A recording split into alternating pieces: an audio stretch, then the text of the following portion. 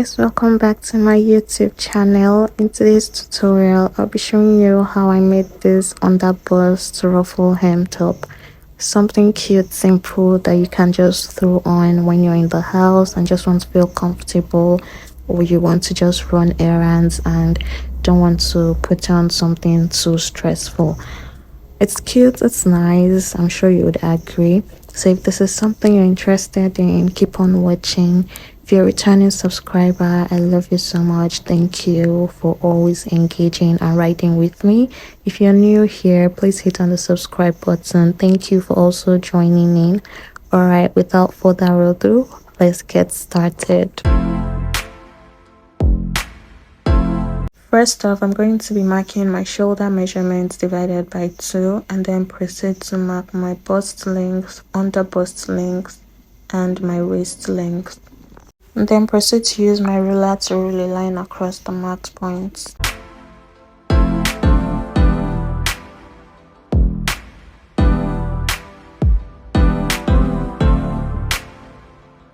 Next, I'm going to proceed to mark the shoulder slope, and I'll be using 1.5 inches and then mark my neck width of 5 inches. I'll proceed to use my marker to label the lines I drew previously. Now I'm going to mark out my armhole measurements and rule a line on that point, which is then going to be the chest line. And on the chest line, I'm going to mark out my shoulder measurement divided by 2 so I can have a straight line connecting it back to the top of the paper.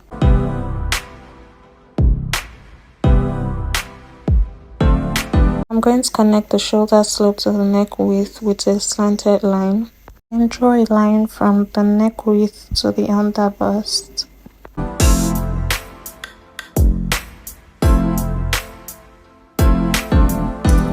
Next, I'm going to mark in my round bust measurements and then proceed to do the armhole curve. Please ignore the line you're seeing there, it was a mistake, okay? So I'm going to divide what I have from the shoulder slope to the chest line by 2, mark the midpoint and go in by 0.75 just as you can see, and use my curve ruler to draw out the armhole curve.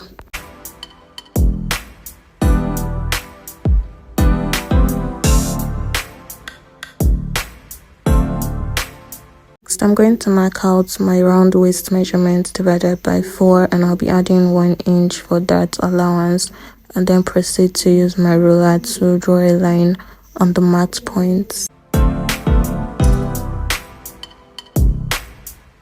Next, I'm going to mark 1.5 inch from the neck width to create the strap and draw a straight line from that point to the underbust line. The waistline, I'm going to mark my nipple to nipple measurement divided by 2 for the dart, and I'm going to share the 1 inch for that allowance, 0.5 inch on both sides. Then the underbust line as well, I'm going to mark my nipple to nipple measurement divided by 2 and then proceed to use my ruler to draw out the dart leg.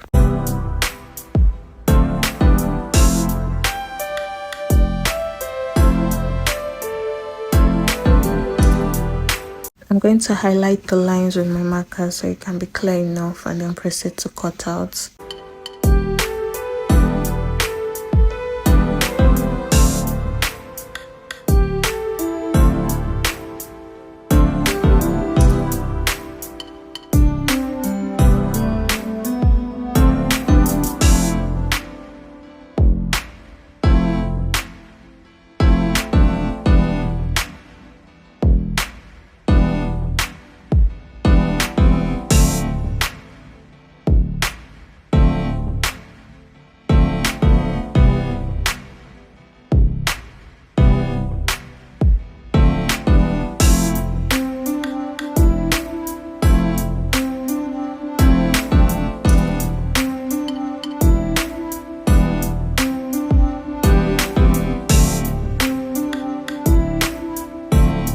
Now the next thing I'm going to do is divide what I have on the underbust line to mark the midpoint, divide what I have on the shoulder as well, and draw a straight line.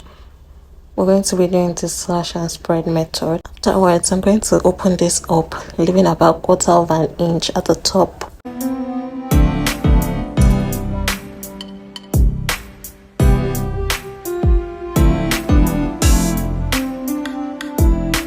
After that, you're going to get a fresh piece of paper and spread out the already slashed pattern. So I'm going to use my pin to hold this down in place and then open it up to about 2.5 inch wide.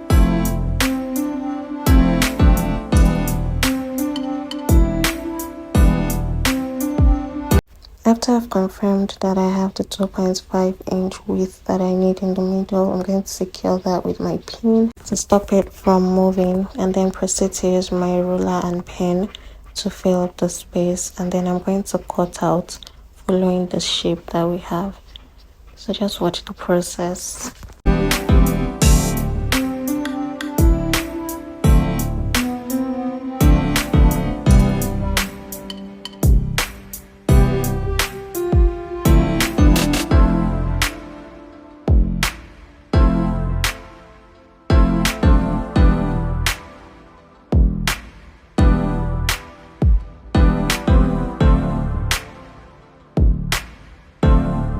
Now the reason for the slash and spread method is to enable us to have excess so that we'll be able to gather it at the end of the day, because if you saw the video at the beginning, the bust area had a bit of gathers. That's why we're doing this. So I'm just going to proceed to label now and move to the back pattern.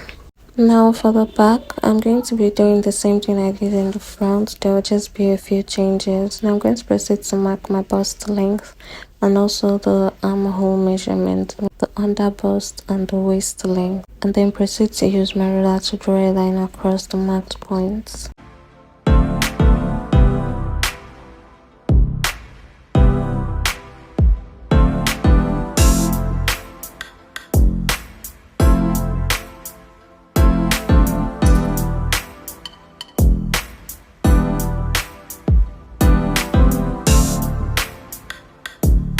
Now I'm going to mark the shoulder measurement divided by 2 as well as the neck width, and I'll also mark the shoulder measurement on the chest line to have a straight line to the top parts, just like I did for the front.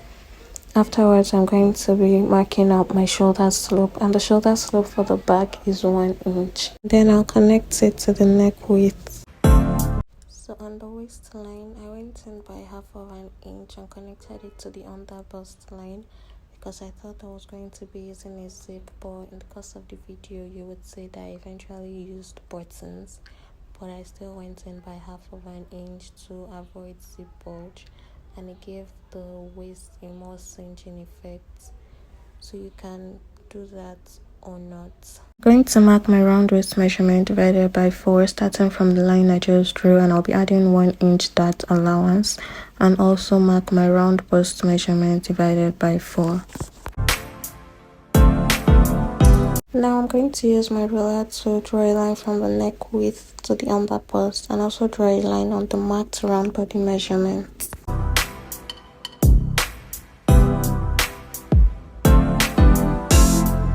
Now I'm going to mark out the measurements for the armhole curve just like I did for the front. The only difference is I'm going in with 0.5 inch, not 0.75 inch.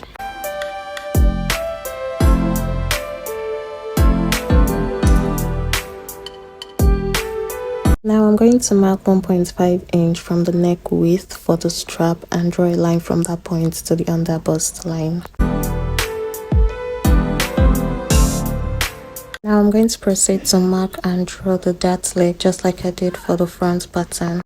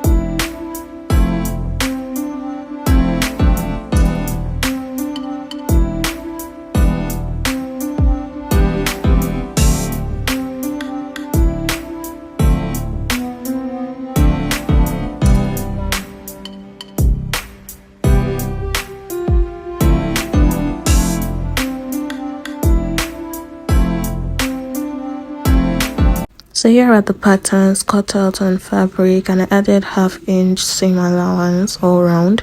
Also my side allowance is 1/2 inch because I didn't have much fabric. I'm just patching up pieces to make this top. Okay, and the center front is on fold. Do not forget that. I also made notches on the dart points so I know where to hold my darts from. Alright, moving on to the stitching part, we're going to join the front and the back together, which is the front cup and the back. Okay, so we're going to place fabric to fabric, right sides facing each other, lining to lining, right sides facing each other, and we stitch on the shoulder. Okay, I hope that makes sense. And you will notice that the front is going to have more excess than the back, and that's because we're going to make gathers on the front piece for it to equal the back as well. So do not bother about that, just arrange it, make sure every other part aligns, then stitch the shoulder with your stitching allowance. Afterwards, I'm going to do the same thing to the lining piece. So this is what it looks like after I was done stitching each piece together. Now the next thing we're going to do is place the fabric on the lining, right sides facing each other for both the left and the right. Okay, make sure you arrange it properly. You can hold it down with your pin, and then what we're going to do next is stitch down the neck area and the armhole, just as I've pointed. Okay, the neck and the armhole, and then I'll come back to show you the next step. So here it is all stitched down. I'm going to make notches around so when I flip it in, it's more relaxed.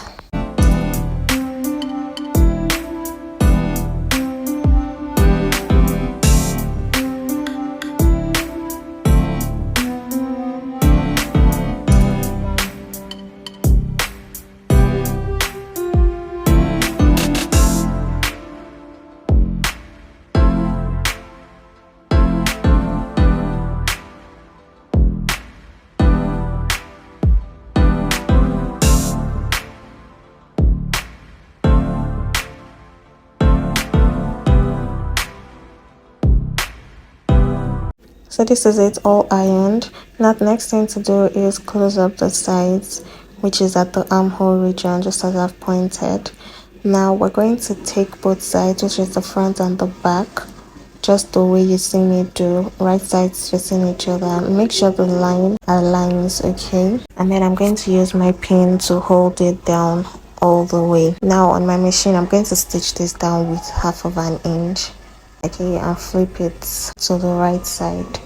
This just makes your work a lot neater. All your allowances are not seen, they're all inside, which for me is really nice. Alright, so I'm going to go ahead to do that now. This is the aftermath. I'm going to keep this aside now and work on the lower part. Now I'm going to close up the darts for the front and the back band. Like I said earlier, I already made notches, which makes it easier for me to know where and to hold my darts. So that's what I'm just going to go ahead to do.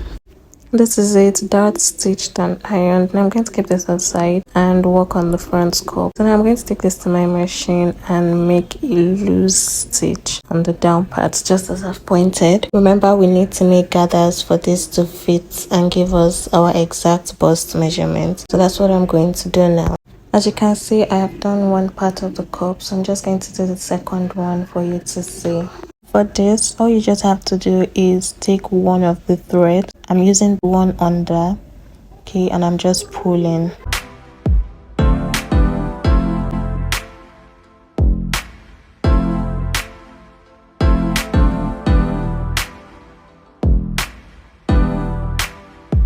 Now, leaving that aside, I'm going to join the side front and the side back together, and also repeat the same process on the lining piece.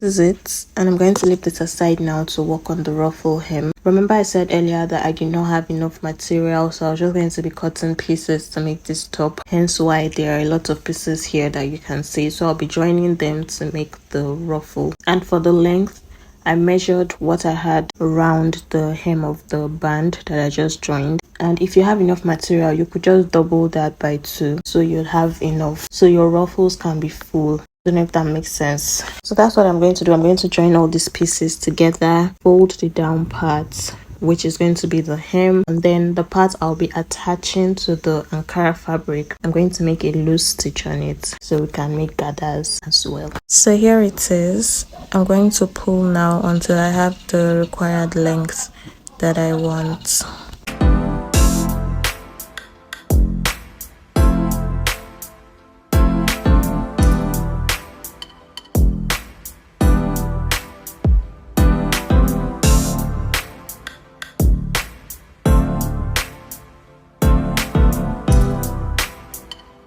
As you can see, I'm done with the ruffles and I've pinned it to the hem of the band. Do not forget that we added 1/2 inch on the side of the band for the zipper allowance, okay? So you can see mine got to the end, but I'm going to readjust it in the course of the video. So once you've pinned it down, you place your lining on top, which is the right side on top. You can see that we have the wrong side facing up, and then you stitch down with 1/2 inch. So here is the final result. Now the next thing to do is make a notch on the midpoint of this and place the cup part starting from that notch, just as you can see me do. Alright, so I'm going to pin this down, and when I'm pinning, I'm only pinning the cup parts to the Ankara piece. Do not pin the lining, okay? Even when sewing, do not sew on the lining, because at the end of the day we're going to use the lining piece to turn what we've sewn. Alright, so and when you pin, make sure that you leave 1/2 inch at the center back, which is the zipper allowance. So I'll go ahead to do that now and come back to tell you what the next step is. This is it after I was done sewing. So you can see I didn't sew the lining, and you can see I left the 1/2 inch at the center back. Now I'm going to show you how to turn this. Okay, so you're going to flip everything in. Okay, so the cup part is going to be inside. Make sure you turn the lining and push the cup in and pick up the sewing allowance just the way you see me do. Okay, hold it down with your pin, and then you will head over to your machine to stitch down with 1/2 inch, just the way I'm showing it to you. Alright, and also on the side, the 1/2 inch that we kept at the center back, you stitch it down as well. So I'll do that and come back to show you what it looks like. So here is the result. You can see everything is enclosed. Now I'm going to use my seam ripper to open a little part on the lining piece so we can turn this out from there.